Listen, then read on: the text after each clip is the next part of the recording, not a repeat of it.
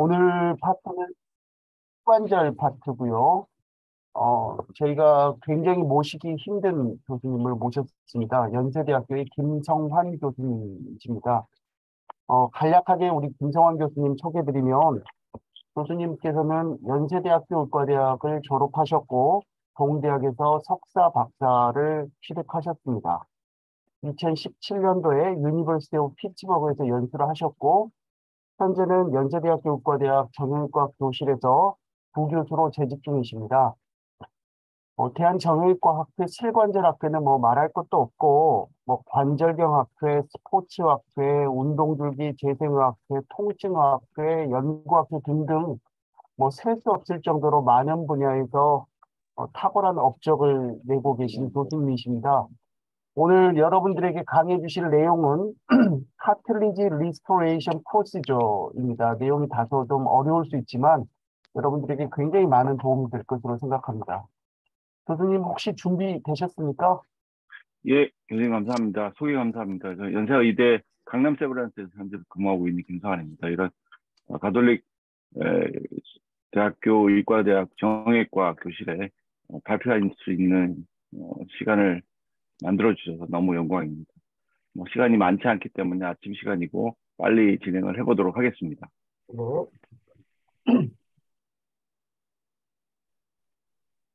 예, 공유 잘 되시죠? 예, 제가 오늘 말씀드릴 부분은 카트리지 리스토레이션 프로시저, 뭐 전공인 선생님도 많긴 한데 잘 아시지만 우리 여기 인용 교수님 포함한 가톨릭대 선생님들께서도 카톨리지 리스토레이션 프로시저를 많이들 어드밴스하게 우리나라에서 이끌어주고 계시기 때문에 저도 이제 일천하지만 제 경험 포함해서 전공의들 조금 알 수 있는 내용들 간략히 설명드리겠습니다.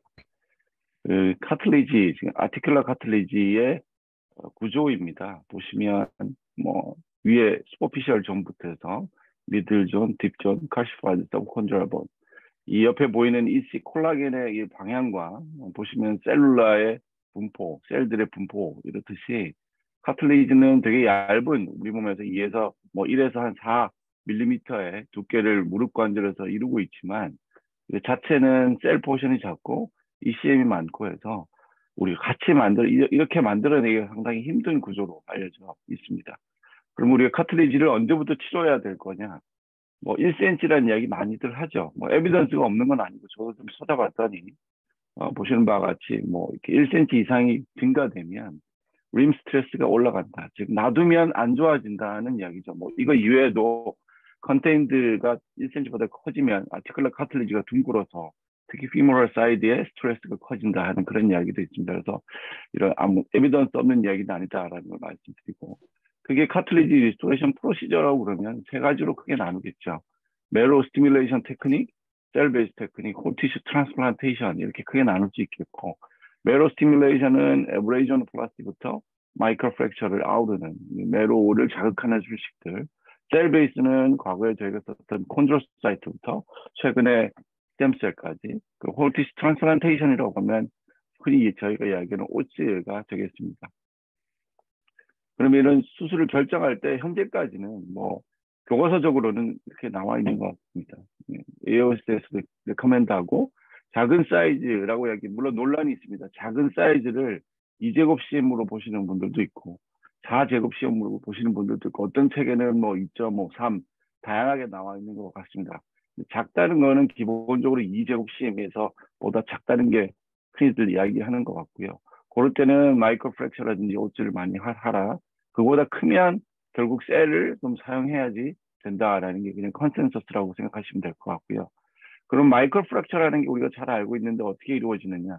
마이크로 프랙처 시기 이전에는 보시는 것 같이 이게 에브레이전 플라스티를 하고 뭐 PD 프로시저에서 KO에 들리를 했던 시절이 있습니다. 버려졌죠. 이유는 이 자체의 술식이 안 좋다기보다는 인디케이션 자체가 좀 너무 넓었습니다. 당시에는 이게 광범위한 이 아스라이틱 체인지 환자에서도 이런 술식들을 많이 시행을 했고, 그래서 스클레라틱하게 바뀌거나 결과가 안 좋은 분들이 상당히 많았기 때문에 버려진 술식으로 저희가 알고 있고요. 그 이후에 우리 유명한 리차드 스테드만 선생의 마이크로 프랙처 술식이죠. 보시는 바와 같이 이렇게 아우를 이용해서 이렇게 마이크로한 홀드를 만들게 되고 우측에 보듯이 슈퍼 클래스 여기 이제 리시즈하게 돼서 카틀리지가 만들어진다는 이론입니다. 동물 실험을 보면 보시는 바와 같이 일주 이내에 대부분의 셀들이 여기에 이 클럿 내에 침착하게 되고 결국 이것들이 카틀리지를 만들어낸다. 즉 초기에 이런 셀 침착이 상당히 제일 중요하다 이렇게 보면 될 것 같고요. 마이크로 프랙처에 대한 여러 시스템의 리뷰들 종합을 해보면 뭐 썩 나쁘진 않습니다. 뭐 5년에 30%, 10년에도 뭐 6에서 32% 정도 클리니컬하게는 괜찮다는 거고. 근데 조금 자세히 분석을 해봤더니 젊은 사람들도 봐도 이런 사이즈가 좀 큰 경우에는 2년 이하부터는 결과가 안 좋다 하는 게 이제 크게 알려져 있다. 즉 작은 사이즈는 좀 결과가 좋은 결과가 유지되는 것 같은데 사이즈가 크면 결과가 안 좋다. 이런 뭐 그런 이야기들이 주로 있습니다. 마이크로 프랙처에 대한 걱정거리라고 이야기를 하면 대부분 많은 분들이 그 셀 자체가 너무 작은 거 아니냐. 따라서 디퍼런시에이션 되는 게 파이브로 카틀리지로 주고 가지 않느냐 하는 그런 우려들이 있고 그것은 이미 2000년대 초반에 증명된 사실이기도 하고요. 하지만 우리가 다 파이브러스 카틀리지냐라고 물으면 그렇지는 않습니다. 하이알린 카트리지가 프리도미넌트 그것도 한 10%는 정도 되고 믹스처가 대부분이다라고 되어 있고 그 외에는 파이브러스 카틀리지 도미넌트다 이렇게 보시면 될 것 같습니다. 이는 사실 ACI와 같은 셀룰라 트리트먼트도 순수하게 하이알린 카트리지로 되는 것은 아니고 뭐 솔직히 얘기하면 하이알린 카트리지 되려면 오스테오콘드럴 그라프트를 써야겠죠. 그 위에도 이제 이런 베이스에서 본이 점점 자라서 카틀리지가 아니라 뼈로 이루어지는 부분들이 나중에 발생을 한다는 점이 우려스럽고 그래서 최근에 나온 인핸스드 마이크로프랙처라는 개념이 있습니다. 아직 교과서에 실릴 정도는 아니겠지만 오토로그스 매트릭스 인듀스드 콘드로제네시스라는 이런 흔히 아마도 이런 회사에서 나온 에이믹이라는 술식을 병원에서 들어보셨는지 모르겠습니다. 하지만 이건 사실 가이스트리치사에서 만들어낸 이름이기 때문에 이게 적절히 표현은 아닌 것 같고요. 뭐 인핸스드 마이크로프랙처, 개량형 미세 골절술이라고 현재 돼 있죠. 오그멘티드 마이크로프랙처라는 말도 쓰고 최근에 JBJS에서는 이렇게 뭐 매트릭스 어소시에이트 본메러 스티뮬레이션이란 말도 평하면 쓰는 것 같습니다. 다 비슷한 표현이고요. 결국 스캐폴드, 지지체라는 저 전공의 때는 이런 지지체 이야기도 많이 처음 들었었는데 요즘에는 하도 요즘 많이 이야기하는 것 같습니다. 지지체를 써서 클럿 워시아웃을 줄이고 MSC 컨센트레이션을 높여가지고 좀 더 힐링 포텐셜을 좋게 해보겠다. 현재 지지체는 시장에 많은 지지체들이 나왔었었는데 아티필름이나 뭐 BST 카겔 같은 이런 제품들은 나오자마자 이미 좀 사장이 됐고 최근 남아 있는 거는 뭐 유명한 지체인 그린 플라스터 같은 거, 그다음에 콘드로가이드라고 하는 이 타입 1, 3 콜라겐 멤브레인 그리고 하이알로파시트라고 하는 하이알로베이스드 베이스드 카트필이라고 하는 아텔로 콜라겐 베이스드 또는 요 카트리젠도 있겠네요. 이런 제품들이 현재 남아 있습니다. 피브린이라는 건 사실 저희가 내추럴하게 가장 많이 쓰는 스캐폴드이기도 하고 접착용으로 쓰기도 했는데 좋은 스캐폴드인 건 맞습니다. 약간 젤 타입이기 때문에 그 내에서 세포는 참 잘 자라는데 세포 인베이전은 조금 좀 떨어집니다. 세포 보시면은 경계면에 세포들이 이렇게 어라인이 돼 있죠. 어피니티는 좋지만 세포가 무브먼트하기는 힘들다. 이건 초기 이야기고요. 에이믹 연구에서 보면 메이시 연구에서 보면 보시면 같이 12시간, 36시간이 지나면 그쪽 사이로 온라인 됐던 셀들이 이렇게 침투에 들어가는 걸 볼 수 있어서 피브린 글루 자체도 좋은 스캐폴드인 건 사실인 것 같다. 이런 말씀을 드릴 수 있겠습니다. 과거에 제가 에이믹했던 술식인데요. 이시전 가고 이 베이스에서 이렇게 템플릿팅하고 보시면 잘 잘라가지고 맞춰서 넣고 마이크로 프랙처를 당시에 한 다음에 보신 바와 같이 피브린 글루를 먼저 뿌려서 이렇게 고정을 시키는 방식으로 수술을 하는 것이 이제 대표적인 에이믹 술식 또는 인핸스드 마이크로 프랙처의 술식이 되겠습니다. 최근에는 이제 조금이라도 좀 더 셀들을 더 리크루트하기 위해서 그냥 먼저 붙이고 위에다가 피브린 글루를 사용하는 방법을 하고 있습니다. 이니셜 리크루트먼트가 좀 중요하다고 생각이 돼서요. 아스로스코프로도 시행할 수가 있는데 관절경으로 시행할 때는 보신 바와 같이 데브리먼트를 하고 드라이스콥 내에서 이렇게 보시면 패티 타입으로 이렇게 한 다음에 픽세이션을 하는 방법도 저희가 스코프 출식으로 할 수 있겠습니다. 물론 너무 라지 사이즈는 하기가 좀 힘든 것 같고요. 그 외에도 이 액상 타입을 쓰는 아텔로 콜라겐 타입을 쓰면 이런 스코프로 하는 데는 좀 더 장점이 있을 수 있겠습니다. 보시는 바와 같이 피브린 글루하고 섞어서 아텔로 콜라겐을 뿌리게 되고 아마 해당 부분들은 본 교실에 계시는 김성수 교수께서 훨씬 더 많은 경험을 가지고 계셔서 이 부분들은 익숙하게 보시는 부분일 것 같습니다. 이 카트리지, 아텔로 콜라겐 썼던 환자인데 트로클리아에서 팔로업을 제가 2년까지 한 환자가 있어서 보여드리면 굉장히 잘 힐링된 것을 볼 수가 있습니다. 이런 인핸스드 마이크로 프랙처는 현재는 마이크로 프랙처에 대비해서는 이퀴블런트하거나 수피려한 결과를 보여서 충분히 의미가 있는 것 같고 여러 시스테믹 연구들 최근 나왔습니다만 클리니컬 또는 모카트 스코어 같은 MRI 아웃컴에서 좋은 결과를 보여준다고 합니다. 하지만 대부분 이제 쇼텀 결과에 좀 이루고 있고요. 이 자체가 아직은 좀 믹스드 결과고 MCID를 통과하지 못할 수도 있다라는 이런 이야기들이 있어서 레커멘데이션까지 아직 이루느냐. 그래서 여기가 가이드라인에서 그 정도까지는 아닌 것 같습니다. 마이크로 프랙처를 저희가 과거에 시행할 때 이렇게 원칙에 맞지 않게 술식을 많이 시행했던 것 같습니다. 그래서 마이크로 프랙처 결과가 과연 이렇게 안 좋았던 게 그냥 받아들일 수 있겠느냐 하는 데서도 의문을 좀 가지게 됐고, 이 주요하게 보는 JBJS에 나와 있는 그림인데 숄더를 잘 만들고 칼시파이드 리전을 잘 벗겨내고 구멍을 뚫으면 된다라고 나와 있는데 너무 얕습니다. 매로 스티뮬레이션이 안 되고 있죠. 조금 더 길게 뚫었어야 될 것 같은데 이런 일러스트레이션에 좀 오류가 있긴 한데요. 우리가 칼시파이드 리전을 잘 벗겨내지 않으면 보시는 바와 같이 셀이 어태치먼트를 하지 못합니다. 그래서 이 칼시파이드 리전을 잘 벗겨내는 것도 상당히 중요한 소식이고 이런 것들이 과연 우리가 교육과정이나 최근 클리니션들이 잘 시행하고 있는가는 우리가 마이크로 프랙처라는 시술을 버리기 전에 생각해 봐야 될 문제라고 개인적으로 생각하고 그래서 이런 다양한 크레뉴라든지 가우지를 잘 이용해야 된다고 생각을 합니다. 최근의 동물 실험 보면 홀 주위로 하이알린 카트리지를 주로 형성된다라고 알려져 있어서 좀 더 많은 홀이 필요하다고 생각이 되고 작년에 나온 JBS의 리뷰 논문을 보면 뉴 제너레이션 메로 스티뮬레이션 테크닉이라고 해서 버티컬 월을 잘 만들고 뎁스를 깊게 하고 좀 더 작은 사이즈로 넘버를 많게 하는 게 훨씬 더 프로시저에 중요하겠다 이렇게 알려져 있습니다. 그래서 이미 10년 전부터 많은 연구가 있었고요. 아주대 민명희 교수님께서 이렇게 홀 사이즈가 중요한 게 아니라 얼마나 표면적을 많이 만드느냐가 중요하다고 이미 증명한 바가 있고 작은 사이즈 홀을 여러 개 만드는 게 미케니컬하게도 크게 불안정하지 않다고 알려져 있습니다. 그래서 디퍼 딜링, 깊게 찌르는 게 3디멘전널하게 더 많은 홀들을 표면적을 만들어낼 거고 더 작은 사이즈를 쓰는 것이 마이크로 프랙처보다 마이크로 딜링하는 것이 더 낫겠다. 즉 밀어내는 것보다는 이렇게 드릴링으로 뽑아내면 표면적인 매로 채널들이 더 많이 생긴다. 이미 많이 알려진 사실입니다. 그래서 나노 프랙처라는 이런 개념이 나오기도 했었는데 최근에 이제 사실 여러 가지 습관 문제로 사장이 된 바가 있고 저도 개인적으로는 최근에 1.2에서 1.5mm의 작은 사이즈의 드릴들을 사용해서 마이크로 프랙처를 시행하려고 하고 있습니다. 뭐 개인적으로 마이크로 딜링이라고 생각을 하는데 이렇게 프레퍼레이션 한 뒤에 수직으로 가급적 이렇게 접근할 수 있는 포탈들을 여러 개 만들어서 드릴링을 시행하게 되면 많은 매로 채널들을 만들어낼 수가 있습니다. 그 이외에도 이런 라지 사이즈에서도 저희가 시행을 해본 적이 있고요. 바닥을 깨끗하게 벗겨내고 숄더를 잘 만들어서 여러 개의 구멍들을 만들어낼 수가 있습니다. 뭐 좋은 결과를 만들어냈던 예를 보면 보신 바와 같이 마이크로 딜링만 시행했는데도 빽빽하게 카틀리지가 잘 들어찬 거를 볼 수가 있습니다. 물론 잘 된 케이스만 있는 건 아니고요. 이렇게 안 된 케이스도 있습니다. 근데 홀 주위로 카틀리지들이 좀 생기는 건 맞는 것 같다는 게 결론이겠죠. 이런 드릴링이 프랙처보다 낫다는 건 아직은 쇼텀 리절트밖에 없고요.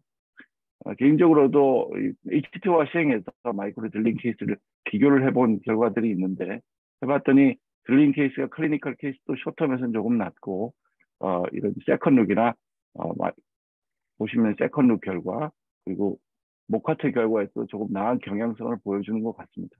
다음은 셀 트리트먼트로 조금 넘어가겠습니다. 시간이 없어서 ACI는 간단하게 넘어가겠습니다. 현재 저희가 많이 사용했지만 최근에는 사용할 수가 없는 지금 단계이거든요. 이것에 나와 있는 뭐 주로 이야기는 1세대, 2세대, 3세대로 크게 나와 있고 페리스팀 썼던 거, 콜라겐 쓴 거, 메이시라고 그래서 메이시가 저희가 교과서에 있는데 아마 실제 접해보지 못했어요. 간단한 결과를 보면 메이시는 보시는 것 같이 셀을 계속 키우다가 한 3주 정도 키우다가 3일 정도를 이런 콜라겐 멤브레인 같은 데서 뿌려놓고 어태치먼트 하기를 기다렸다가 그 상태로 가져와서 그대로 붙이는 술식을 메토리스 어소시에이티드 ACI라고 흔히 부르고 아마도 결국에도 국내에도 들어오지 않겠나 이렇게 생각을 합니다. 이런 메이시 결과가 기존의 마이크로 프랙처하고 ACI를 비교했던 결과에서 차이가 없다는 그룹들이 있었는데 이런 2세대하고 3세대를 썼던 것들은 차이가 좋고 리턴 투 플레이가 좀 빠르다 하는 것들이 뭐 최종적인 결과라고 말씀드릴 수 있겠습니다. 두 개의 논문이 그런 이야기를 이야기해주고 있고요. 메이시가 5년 결과에서는 마이크로 프랙처보다 낫다. 그리고 리턴 투 플레이가 좋고 페일리어 레이트가 그나마 작고 그다음에 나이가 많거나 여자이거나 디제너티브 케이스에서는 여전히 좀 안 좋은 것 같다는 결과고요. 우리나라에서 했던 게이시, 즉 게일과 섞었던 피브린글로하고 섞었던 것도 나름 좋은 술식이었는데 아쉽게도 더 이상 국내에서는 이용할 수 없을 것 같습니다. 이런 아스트로스코프로 하는 장점이 있어서 개인적으로 아스트로스코프로 많이 시행을 했었고 그런 결과를 전날에 5년 정도 팔로우해서 바이옵시 결과와 저희가 발표한 적이 있습니다. 다음, 큰 케이스 같은 경우 이런 디펙트가 큰 데는 이런 셀룰라를 젤 타입으로 사용하는 것들이 나름 장점이 있는 것이 개인적으로 경험이 있습니다. 이건 그만 넘어가도록 하고요. 이런 스캐폴드를 쓰는 게 여러 가지 이제 내추럴 스캐폴드를 현재 쓰고 있는데 써보시면은 이제 너무 물렁물렁하거나 좀 초기 고정력이 적당하지 않다는 이런 생각이 들고 이런 걱정들이 다들 조금씩 가지고 있는 것 같습니다. 그래서 최근에 이런 셀 스캐폴드를 쓰지 않는 ECM이 만들어진 ACI의 넥스트 제너레이션이라고 볼 수 있는 게 나와 있고 보시는 것 같이 이렇게 디펙트가 있을 때 립에서 띵 카트리지를 알갱이 모양으로 이렇게 키워서 바로 어플라이하는 이런 스코브로도 가능한 이런 술식들이 지금 나와 있습니다. 모 회사의 제품이고 아마도 필드에서 이미 허가가 돼 있기 때문에 전공의 선생님도 보신 적이 있을 것 같고 카트라이프라는 제품인데요. 개인적인 경험에서도 써봤더니 나름 하이퍼트로피 되는 것도 많이 있지만 확실히 셀들은 조금 더 많아서 생기는 양은 많은 것으로 그렇게 생각이 됩니다. 하지만 이런 셀을 쓰는 술식들이 코스트 이펙티브적인 면에서는 여전히 떨어진다. 저희가 의료라는 게 코스트 이펙티브를 생각하지 않을 수 없기 때문에요.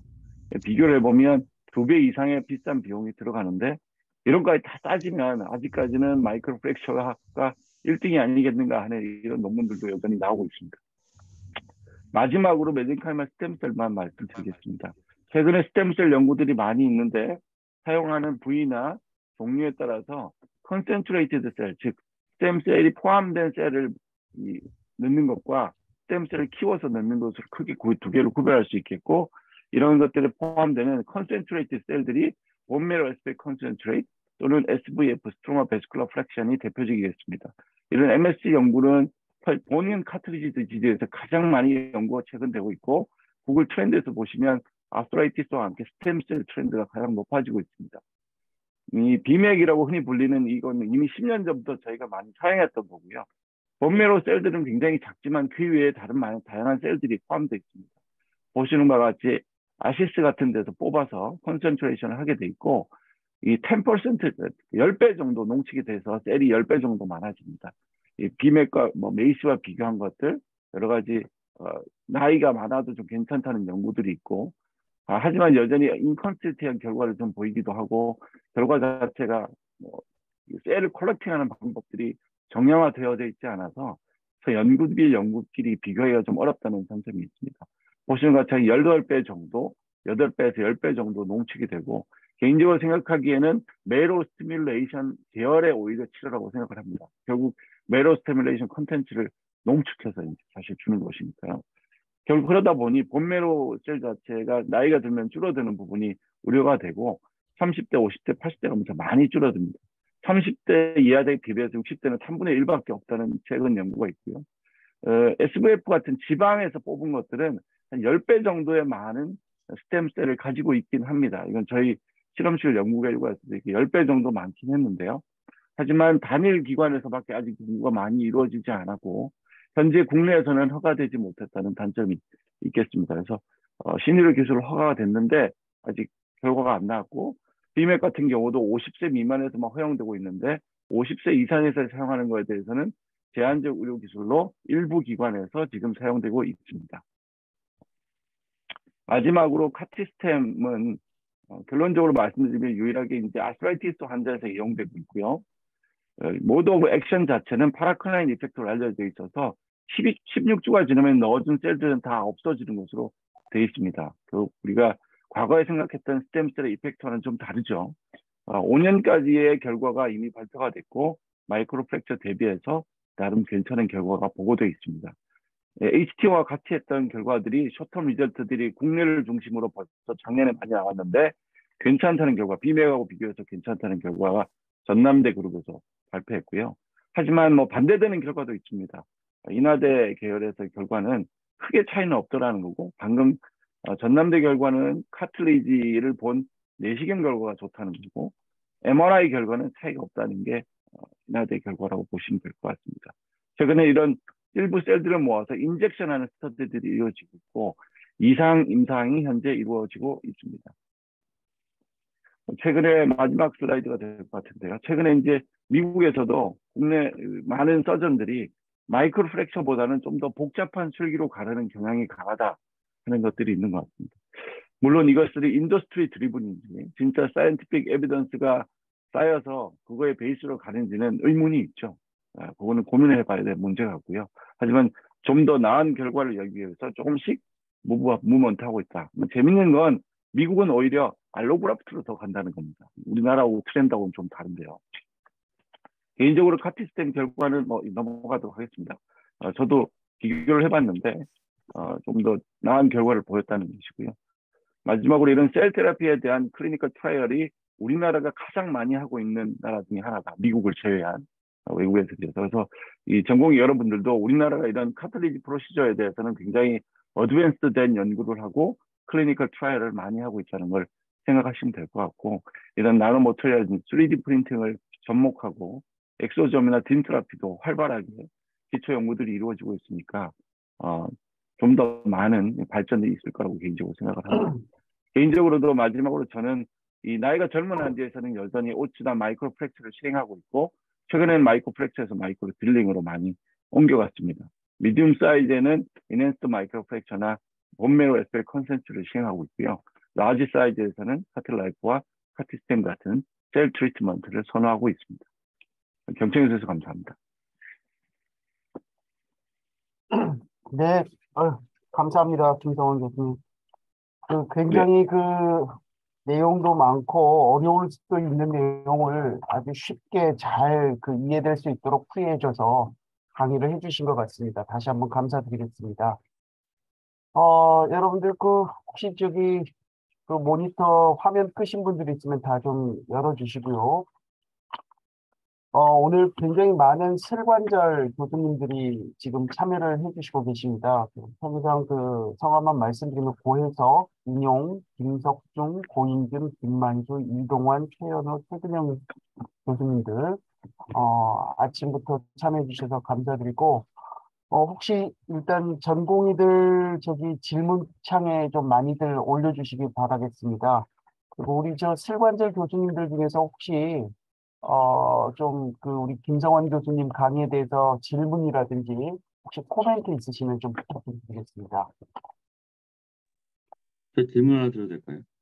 네, 교수님 강의 잘 들었고요. 네 그, 교수님. 네, 늘 정말 이른 아침부터 감사드립니다. 항상 들을 때마다 너무 요약도 잘해주시고 그래갖고 쏙쏙 들어와갖고요.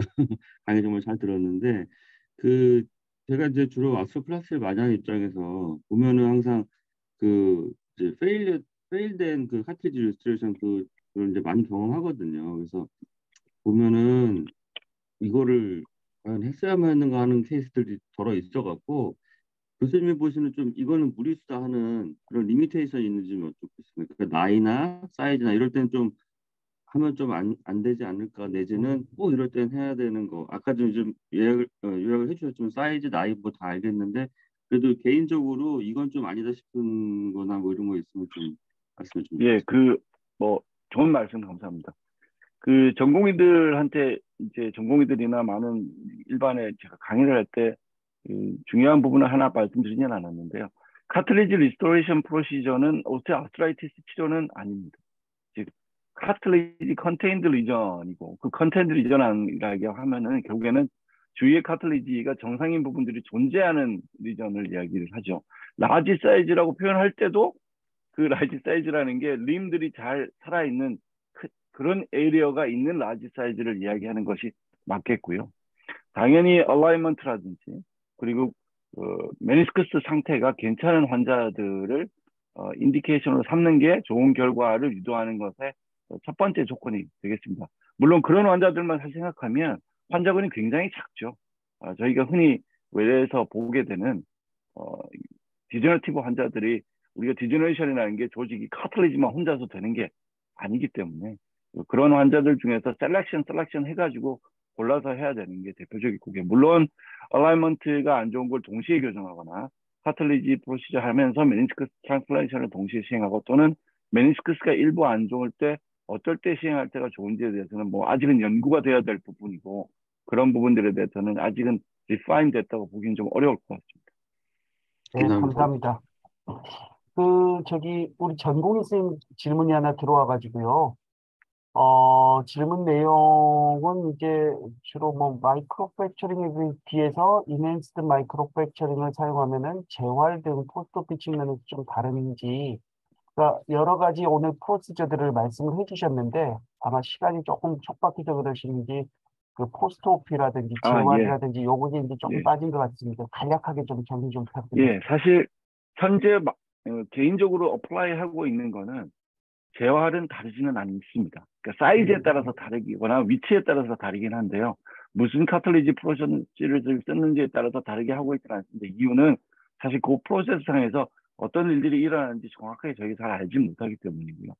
인핸스드 마이크로 프랙처를 했을 때 좀 딱딱한 스캐폴드를 쓰는 경우에는 좀 할 수 있지 않겠느냐 이런 생각도 들 수 있는데 지금 사실 개인적으로 그렇게 어플라이 하고 있지 않아서 차이는 없다고 말씀드리는 게 제 대답 숏한 대답일 것 같고 이제 재활은 기능 회복 치료로 저희가 학회에서 쓰기로 했으니까 이제 기능 회복 치료로 하시면 될 것 같고 물론 아까 보여드린 매트릭스 오세세이티드 컨트롤 사이트 임플란테이션 같은 멤브레인 비교적 리지드한 멤브레인을 쓰는 데는 조금 더 2에서 4주 정도는 얼리하게 웨이트 베어링 할 수 있지 않느냐, 리턴 투 플레이를 6개월에서 3개월로 당길 수 있지 않느냐, 이런 이야기들이 있는 건 사실입니다. 근데 저는 개인적으로 그렇게 어플라이하고 있지는 않습니다. 네, 감사합니다.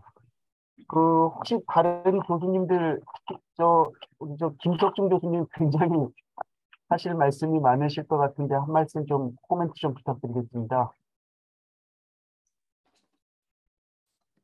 별로 할 얘기 없는데요. 강의를 잘해 주셔가지고 그러니까 저기 박도준 교수 아까 저기 질문 올라와 있던데. 예, 예, 그거 네, 소개할까요? 네네. 네네. 우리 빈센트 병원에 있는 박도준 교수님께서 이제 질문이 전공의 스님들 보면 아무래도 이제 카틀리지 리전이 있는 거는 이제 되게 MRI에서 확인되는 것으로 이제 우리가 인식을 하고 있는데, 경험상 보면은 영상에서는 카텔리지 디펙트가 있는데 증상이 없는 경우들도 꽤 있다. 이럴 때는 어떻게 접근하는 게 좋겠습니까? 라고 아무래도 이제 임상 경험이 있으시니까 이런 것들이 예, 좀 궁금하셔서 질문하신 것 예. 상당히 중요한 질문이신 것 같고요. 카틀리지 리전이 있다고 해서 치료를 하는 것은 저도 개인적으로는 절대 반대하는 입장입니다. 그러니까 우리가 현재 무릎 머스클로스켈레탈 디지즈 물론 미래에 바뀔지 모르겠지만요. 현재 제가 임상에서 전공의들한테 강조하는 부분은 결국 모든 치료가 리스토레이션으로 이제 저희가 증상이 없는데도 해야 될 것 같은 치료는 현재는 저희 정형외과에서 많지는 않은 것 같고요. 저희 무릎 하는 사람으로서는 기본적으로 환자의 증상이 있어야지 치료하는 개념을 스타트라고 저는 개인적으로 생각합니다. 아직까지는 그렇다고 생각해서 카틀리지 리전이 MRI에서 보인다고 해서 치료를 스타트하는 건 적절하지 않다고 보고요. 물론 그 관련된 증상이 어떤 것이 있느냐 질문 주신 것처럼 심섬 사인이 있는데 리커런트 이퓨전 그리고 사실 흔히 저희 메니스커스 병변이라고 이야기하는 기병의 심통 같은 것도 실제로는 카틀리지 병변에서 더 많이 일어나거든요. 그래서 기병의 심텀이라든지 무력감이라고 흔히 이야기하죠. 그 다음에 리커런트한 시노바이티스 증상 그런 것들이 사실 카틀리지 리전에 의해서 발생하는 증상들이고 그 위에도 뭐 다른 많이 있겠지만 하여튼 그런 미미한 증상이 있는 것과 카틀리지 리전이 있는 거는 가급적이면 굳이 저는 치료를 할 필요가 없다고 생각을 하고 있습니다. 네, 감사합니다. 네, 혹시 저기 한두 분만 더 질문을 받도록 하겠습니다. 질문이나 코멘트 좋은 거 있으시면 좀 부탁 좀 드리겠습니다. 교수님 김만수입니다. 질문 하나 드리겠습니다. 네, 예, 교수님 좋은 강의 잘 들었습니다. 제가 이제 원래 여쭤보고 싶었던 건데 이제 교수님이 가장 마지막 그 슬라이드에서 소개를 해주셨는데 이제 기본적으로 나이하고 이제 사이즈에 맞춰서 어떤 프로시저를 주로 이렇게 선호를 해주시는지를 보여주셨는데요. 이제 그때 그림에서 보여주신 것처럼 어떻게 보면 이 겹치는 그 교집합 그레이존 같은 데가 이제 딱 존재를 하는 것 같은데요. 실제로 이제 그런 부분이 있을 때 환자에게 어떤 쪽의 치료가 더 좋은지를 이렇게 얘기를 해주시는지 좀 궁금하고 실제로 이제 환자들이 외래에서 경험하다 보면 이게 사실 이제 카트리지가 기본적으로 저희는 우선은 이게 재생이 안 되는 걸 재생을 시킨다 이런 식으로 이제 많이 얘기를 하는데 그 측면에서 이제 환자들은 이게 도대체 얼마나 갈 수 있는지 그런 롱텀하게는 어떤지 이런 걸 많이 물어보는 것 같은데요. 실제로 교수님이 외래에서는 환자분들에게 어떻게 설명을 해주신지가 좀 궁금합니다. 예, 굉장히 프랙티컬한 질문 감사드립니다. 예, 저는 이제 제가 설명하는 대로 그대로 말씀드리면 5년 이상 비교된 인구는 기본적으로 없다고 저는 이제 환자한테 설명을 하고요. 그다음에 아까 말씀드렸듯이 그레이존에 있는 환자의 케이스에서 두 개를 헤드 투 헤드 비교한 연구는 없다라고 이야기를 합니다. 그러면 이제 그거 항상 묻죠. 교수님이 저면은 그럼 뭘 하겠습니까? 뭐 교수님이 가족이면은 뭘 해주겠습니까? 이렇게 이야기를 하는데 실험 데이터에서는 셀이 무조건 많은 게 좋은 건 맞다라고 이야기를 합니다. 실험 데이터에서는 그렇다. 하지만 그게 임상적으로 차이가 날지 나중에 결과 차이를 이뤄낼지 뭐 인공관절 차이가 서로 나는지 이런 거에 대해서는 우리가 현재 데이터가 없으니까 그냥 솔직하게 환자분이 고르시라고 이야기합니다. 가격도 설명을 해주고 있고요. 뭐 잘 아시다시피 지금 마이크로 프랙처는 몇십만 원대인 것이고 극단적으로 있는 셀 트리트먼트는 1,500만 원에서 2,000만 원 정도의 가격인데 그렇게 따지면 거의 200배가 넘는 200배 맞나? 한 20배가 넘는 그런 차이인데 둘 차이 치료의 차이는 10%에서 25% 정도의 차이를 인상적으로 보이고 있으니까 코스트 이펙티브 면도 본인 생각하시라 이렇게 이야기를 합니다. 네, 감사합니다. 네, 감사합니다. 네, 저 그럼 한 가지만 코멘트 예, 좀 해드리면은요. 예, 예, 예. 저기 뭐야 아까 그 기능 회복 치료 측면에서 이제 저 같은 경우에도 노네이트 베어링을 상당히 중요하게 생각을 합니다. 그 초창기에 그 셀들이 어태치하고 어느 정도 분화하고 하는 데 있어서 노네이트 베어링이 전 중요하다고 생각을 해서 노네이트 베어링 기간을 좀 꽤 갖고 있고요. 그다음에 이제 그 증상이 있는 카틸리지하고 없는 카틸리지를 구별하기가 상당히 어렵습니다. 만약에 주변에 어떤 그 텐디나이티스 증상이 있다 그러면 카틸리지 증상이 있더라도 그 텐디나이티스 증상이 가려져 가지고 마치 이것은 증상과 무관한 카틸리지 디펙트로 생각이 되는 경우가 많이 있기 때문에 그런 환자들을 치료할 때는 지속적인 팔로우업을 통해서 연관성을 좀 보는 게 저는 중요하다고 생각이 되고 그리고 그 카틸리지 디펙트가 있을 때는 OA 프로그레션이 확실히 좀 빨라지는 거를 제가 동물 실험을 계속 하고 있는데 그냥 멀쩡한 토끼들하고 디펙트가 만들어져 있는 토끼들에 있어서의 OA 프로그레션은 확실히 차이가 있습니다. 그렇기 때문에 그 가능하면 만약에 들어가서 이 환자가 증상은 없는데 사이즈가 좀 크면 그래도 좀 치료를 좀 해주는 쪽이 저는 좋지 않겠나 이렇게 생각을 하고 있습니다. 네, 감사합니다. 아마 뭐 하루 종일 토의를 해도 끝나지 않을 정도로 많은 그 내용들이 있을 걸로 생각합니다. 근데 아쉽게도 지금 시간이 다 됐기 때문에 오늘 집담회는 이것으로 마치도록 하겠습니다. 수고해 주셨